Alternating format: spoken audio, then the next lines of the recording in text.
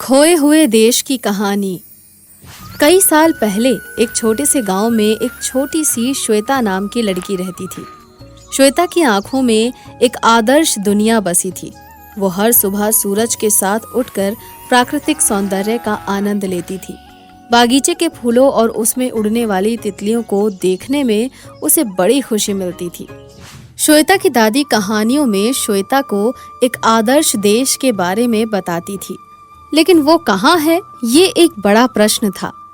श्वेता जब पूछती तब दादी यही कहती कि वो देश बहुत दूर है। श्वेता को ऐसा लगता था जैसे वो देश खो गया हो।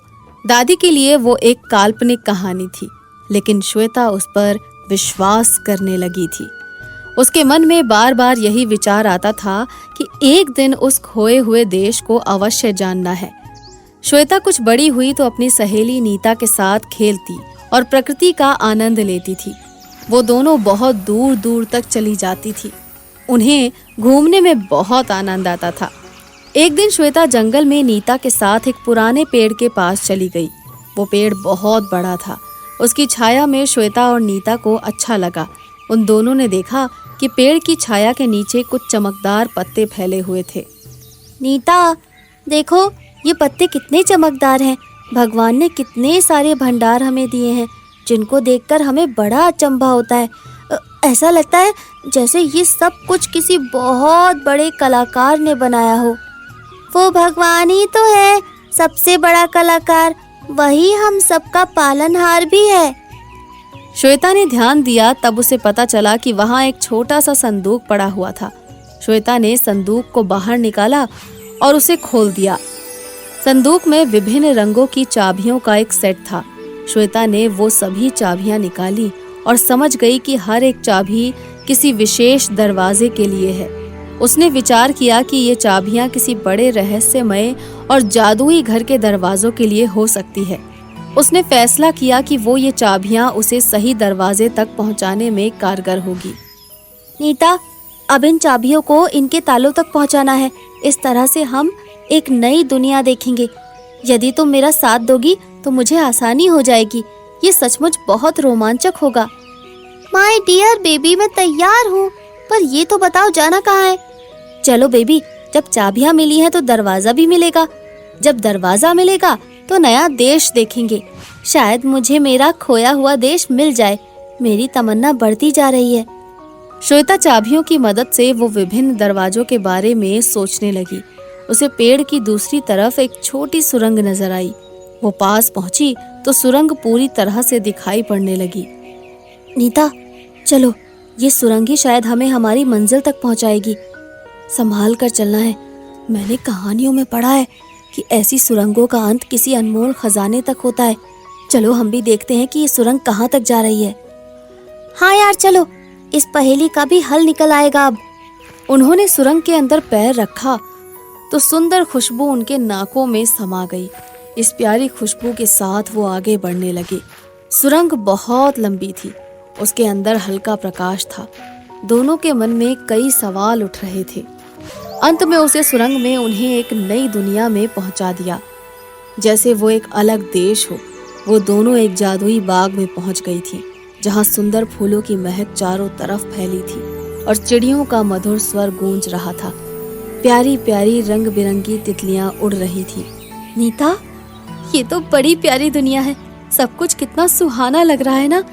वो देखो, एक दरवाजा दिखाई पड़ रहा है। ताला बंद है और शायद चाबी हमारे पास है।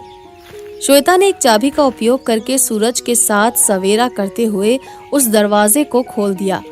ये नया देश का नया सवेरा था। वो दोनों अगले ही पल एक शानदार सुंदर हॉल में पहुंच चुकी थी। ऐसा लग रहा था जैसे कोई राजमहल हो। वैसा हॉल उन दोनों ने कभी नहीं देखा था। सारी चीजें बड़ी करीने से रखी हुई थी। उनके बैठने के लिए शानदार कुर्सियां थी, जैसे कोई सिंहासन हो। दीवारों पर सुंदर पेंटिंग लगी हुई थी। अद्भुत नजारा था वहाँ का। वहाँ पंखे नहीं थे, लेकिन हवा शानदार लग रही थी। वो दोनों आगे बढ़ गईं। तब दूसरा दरवाजा आया। श्वेता ने उस दरवाजे को भी खोल दिया और एक आकर्षक स्थल तक पहुंच गई, जहाँ संगीत के बहुत से वाद्य यंत्र रखे हुए थे। ऐसा लग रहा था जैसे वो अभी बजने लगेंगे। श्वेता ने तबले को हाथ लगाया तो वो बजने लगा, जैसे उसे कोई बजा रहा हो। नीता ने ढोल को हाथ लगाया तो वो भी बजने लगा। ये तो सब कुछ जादुई था। उन वाद्य यंत्रों को बजाने वाला कोई दिख ही नहीं रहा था, लेकिन वो बज रहे थे। कहीं कोई भूत प्रेत का चक्कर तो नहीं है, हमें नुकसान भी पहुंच सकता है। इतने में आवाज आई, हमारे देश में भूत प्रेतों का क्या काम है? आप लोग डरिए नहीं, आप हमारे मेहमान हैं। हम तहे दिल से आपका स्वागत करते हैं। आप कौन है? हमें दिखाई नहीं पड़ रहे हैं। आप दोनों मुझे नहीं देख सकती, लेकिन मैं आपको देख सकता हूँ। हमारे देशवासी ही हमें देख सकते हैं। क्या हम आपके देश में घूम सकते हैं? हाँ हाँ, क्यों नहीं। आप दोनों अवश्य घूम सकती हैं, लेकिन किसी वस्तु को नुकसान मत पहुंचाइएगा। मैं आज्ञा चाहता हूँ। वो आवाज बंद हो गई और ऐसा लगा जैसे बोलने वाला व्यक्ति चला गया हो। यार, अजीब देश है। यहाँ के लोग दिखाई नहीं पड़ते। ऐसा लगता है कि उन्हें श्राप मिला होगा। नहीं नहीं, ऐसी बात नहीं होगी। वो हमें नहीं दिखाई देते, इसमें उनकी क्या गलती है? इससे उन्हें कोई फर्क भी नहीं पड़ता है। शायद सुरक्षा के कारणों से उन्होंने ऐसा किया है। श्वेता और नीता एक विशेष दरवाजे के पास पहुंची, जो एक जादुई कक्ष में जाता था। वहां खेल के बहुत सारे सामान रखे हुए थे। ऐसा लगता था वहां के लोग संगीत और खेल के बहुत शौकीन थे। उन दोनों ने किसी के आने की आहट सुनी तो छुप गई। ऐसा लगा वहां कोई आ गया है, लेकिन श्वेता और नीता उसे भी देख नहीं पा रही थी।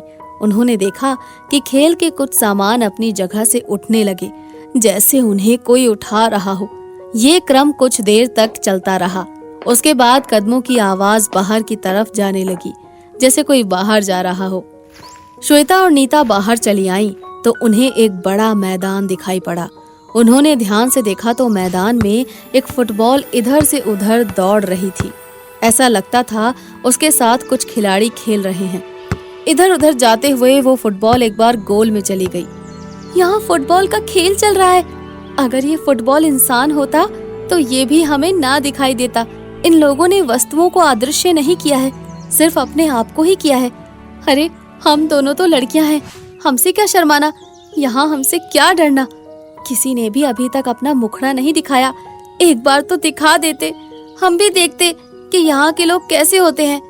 वो दोनों आगे बढ़े तो और एक दरवाजा आ गया। उसे भी उन्होंने प्यार से खोल दिया। उसके आगे तो नदी और पहाड़ दिखाई दिए। नदी में नाव चल रही थी, लेकिन चलाने वाला नहीं दिखाई पड़ रहा था। एक मछली पानी में उछल रही थी तो नीता श्वेता मुस्कुराने लगे। शुक्र है मछली को तो देखा, जीव जंतु भी अदृश्य नहीं हुए हैं।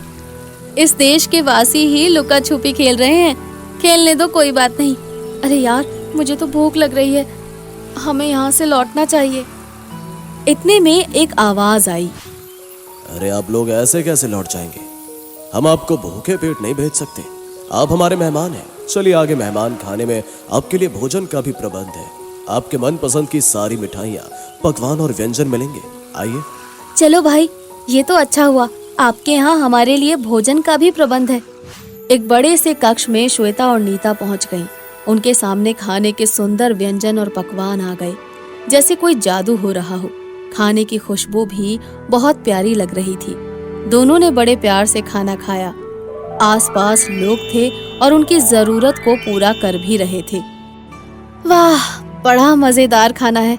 ऐसा लगता है जैसे माँ अन्नपूर्णा ने स्वयं अपने हाथ से बनाया हो। जी करता है खाते जाओ, खाते जाओ, खाते जाओ। इतना मत खा लेना कि उठ ना पाओ। हमारी बड़ी खातिरदारी हो चुकी है। आप सब अदृश्य मानव हो, हम दिल से आपका धन्यवाद करते हैं। अब हमें चलना चाहिए। आप लोग हमारे यहाँ आए, ये हमारी खुशकिस्मती है। हम पृथ्वीवासियों का बड़ा ही सम्मान करते हैं। हमारा संदेश पृथ्वीवासियों तक पहुँचा देना। उनसे कह देना कि मनुष्य का जीवन बड़ा ही अनमोल है। आप सभी झगड़े, ईर्ष्या, द्वेष, भ्रष्टाचार, चोरी और बेईमानी से अपने आप को बचाइए और सब प्रेम से मिलजुल कर रहिए। आपका ये अत्यंत सुंदर संदेश मैं पृथ्वीवासियों तक जरूर पहुंचाऊंगी।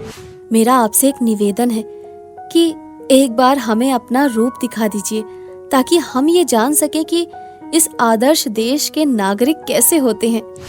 श्वेता और नीता के सामने अदृश्य पुरुष एक सुंदर मनुष्य के रूप में उपस्थित हो जाता है। श्वेता और नीता उसे देखकर बहुत प्रसन्न होती हैं। मेरा नाम मनोज है, ये एक उपहार मेरी तरफ से आपके लिए है, आप दोनों फिर आइएगा। श्वेता और नीता रथ पर सवार हो गई। रथ का सारथी दिखाई नहीं पड़ रहा था। रथ वहां से चल देता है। कुछ देर के बाद ही वो दोनों सुनहरी यादों के साथ पृथ्वी लोक पर अपने घर के पास पहुंच जाती हैं।